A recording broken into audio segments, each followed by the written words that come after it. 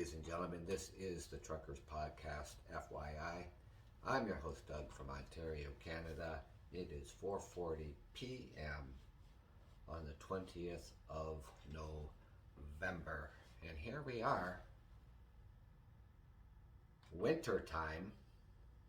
Well, not officially winter, but we do have some snow on the ground. Sorry, it is cold out there.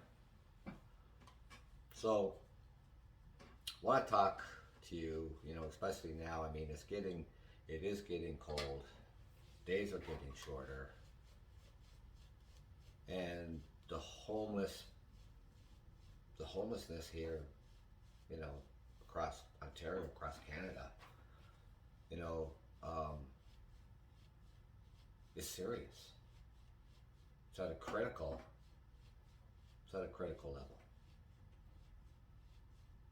According to the Canadian definition of homelessness, it's a situation of an individual, family, community without stable, state, permanent housing, or even have the means of acquiring it. People who are on disability, minimum wage, welfare. Now, it's important that definitions don't fully encompass every experience of homelessness. There are different groups of people who are affected differently, and every individual's experience is unique. When we talk about affected differently,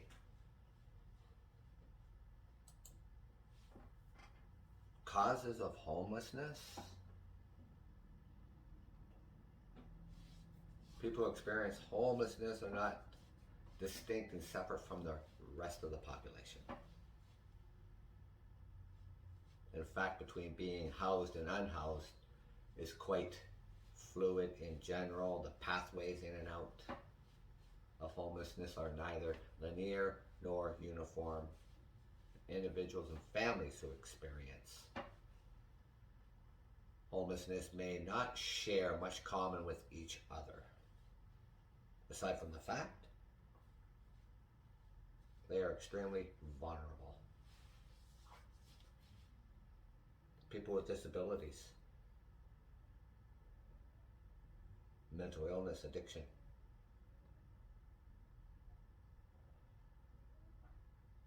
And the causes of homelessness reflect the intricate interplay between structural factors.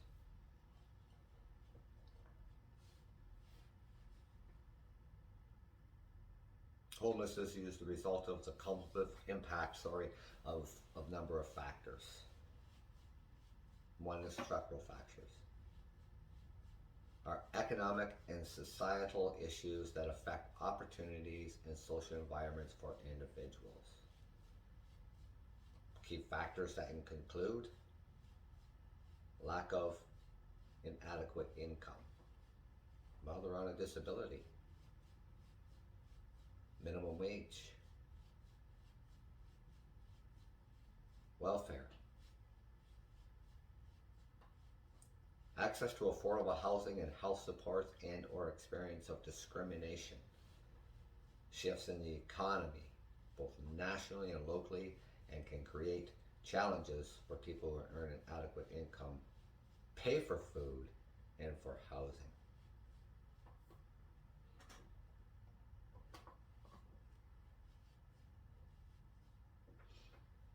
Homelessness and poverty. People who are impoverished are frequently unable to pay for necessities such as housing, food, childcare, healthcare, and education. Well, you get all your healthcare and your education, all that stuff here, go through the public system. You have housing through the public system. Poverty can mean a person is one illness, one accident, or one paycheck away from living on the streets.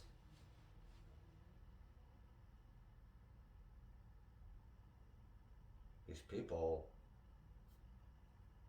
you get laid off from your job, you get a serious illness, or one accident that can be life altering.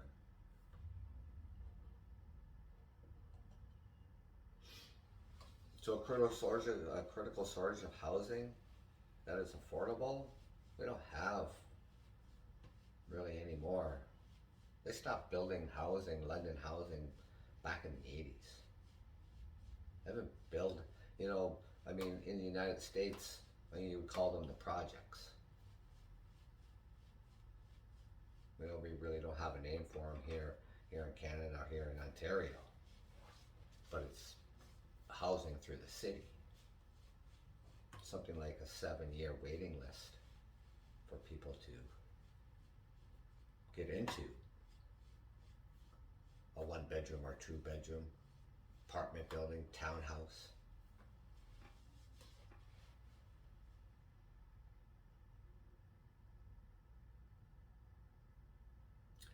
Paying more than 50% of their income on housing are at serious risk of becoming homelessness. Paying 50% or more just on housing out of your income. Should be like 30%.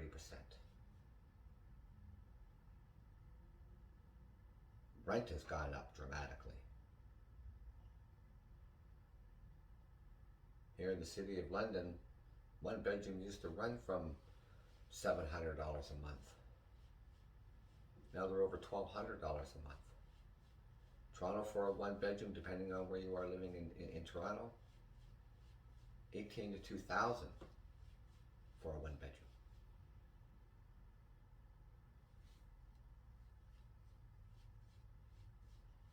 Discrimination can impede access to employment.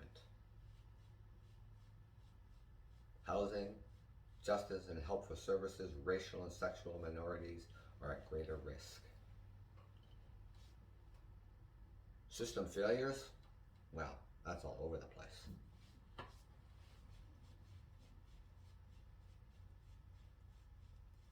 It's almost like they didn't plan for the population to grow back from the 80s.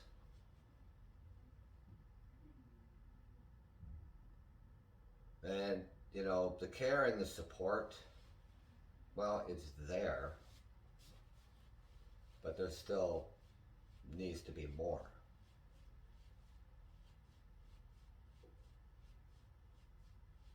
And when the other mainstream services and other preventions are needed, and the system failures that include difficult transition from child welfare, inadequate discharge planning for people leaving hospitals, correctional and mental health addictions facilities, and the lack of support. No, being discharged from the hospital.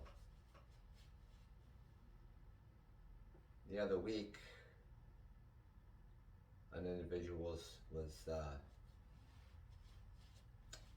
discharged from the hospital. He's a homeless person. He's a double amputee.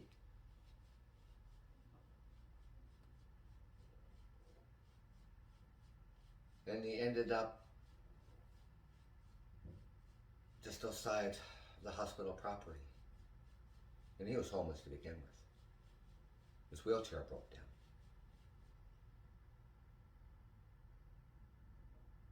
And he was there for 7 days. Why? I really don't know.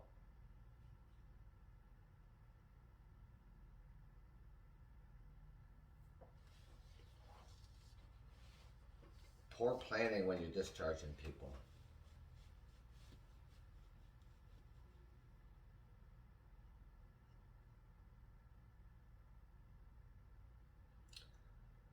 Personal circumstances and relationship problems. The individual and And the rationale factors too apply to the personal circumstance of a person experiencing homelessness. Traumatic events, house fire, job loss, personal crisis, family breakup, domestic violence, mental health and addictions, including brain injuries and fetal alcohol syndrome, which can be both the cause of consequences of homelessness and physical health.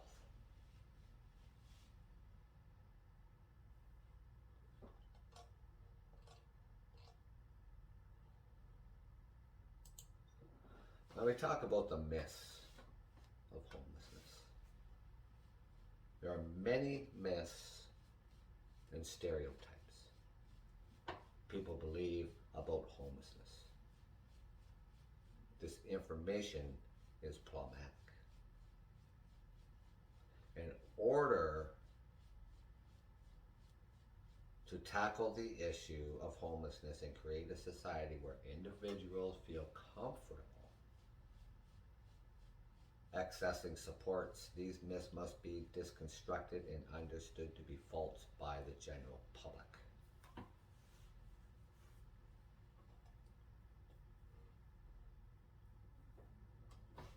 First myth what people would think, why I have no right off the top of their head, they say, I only chose to be homeless. So this one morning they woke up with a roof over their head and said, fuck it, I'm going to be homeless today. Pack a suitcase and leave. That's unbelievable that even people would even think that. A variety of different factors can contribute to the individual experience of homelessness. Often people experience homelessness when all other options have been exhausted. And they're dealing with circumstances that make it difficult to maintain housing. Some of the obstacles that may lead to people to their experience of homelessness include eviction, the affordable housing crisis, coping with mental illness, or addiction.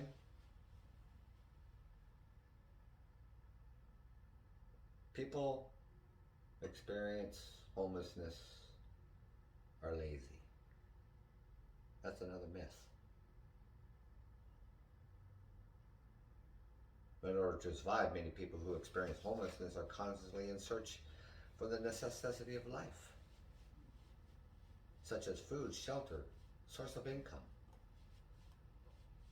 And due to the barriers that they face, many people experience homelessness do not have the options of being stagnant or lazy. And for an example, searching for a job becomes even more challenging when an individual does not have access to a phone, computer, a fixed address on a regular basis, clothing, proper hygiene, to be looking for a job. Another myth that people talk about, they're just addicts. Many people who experience homelessness do not struggle with substance abuse. Interesting fact. Just like in the general population, only a percentage of those who are experiencing homeless deal with addiction. And people experiencing homeless may deal with other issues related to their experience of homelessness, including trauma and mental illness, for an example. Addiction and mental illness all at the same time.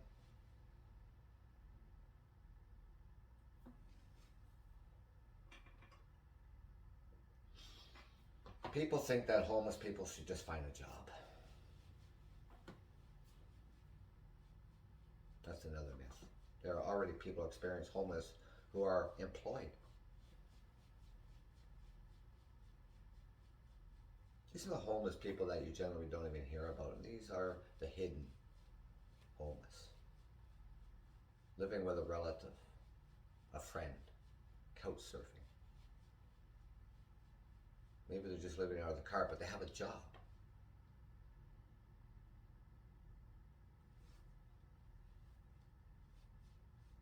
It's much more difficult to find a job while experiencing homelessness, obviously, and a number of different challenges, such as asking asking for a permanent address, not having regular access to showers, barriers to do transportation, and other difficulties like mental illness, and that keeps coming up. But just because some other people who are homeless have a job, do they not necessarily have an addiction or mental illness? Minimum wage. They can't afford the rent at the market rate.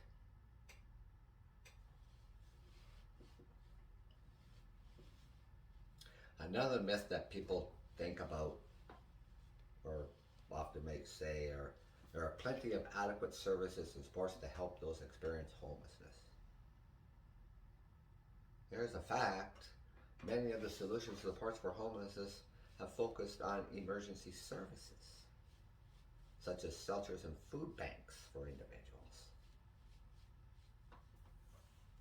who are trying to accept the cycle or escape the cycle of poverty and homelessness. Emergency services, including the lack of affordable housing, criminalization, and homelessness, to prevent people from obtaining permanent and suitable shelter. We're talking about property values. Another myth, property values will go down if we let homeless shelters into our neighborhoods.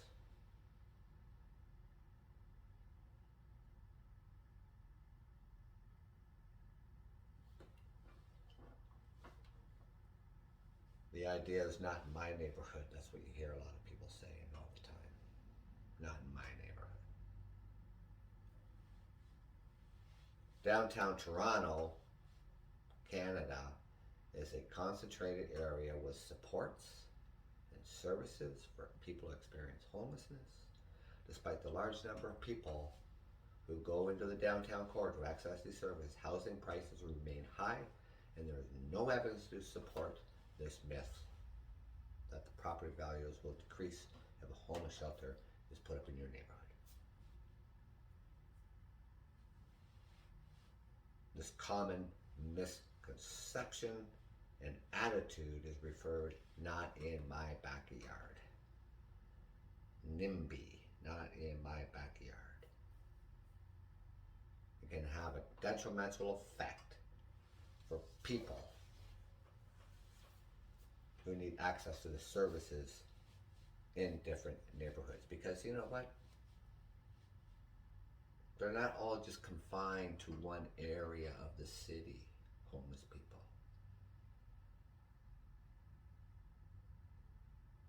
You'll see them far away from, you think, where the general area is.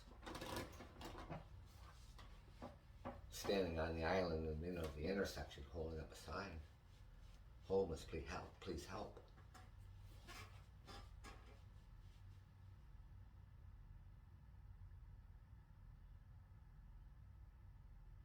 I can drive around 10 different areas in the city that I reside in. A 5-mile radius. And there'll be homeless people.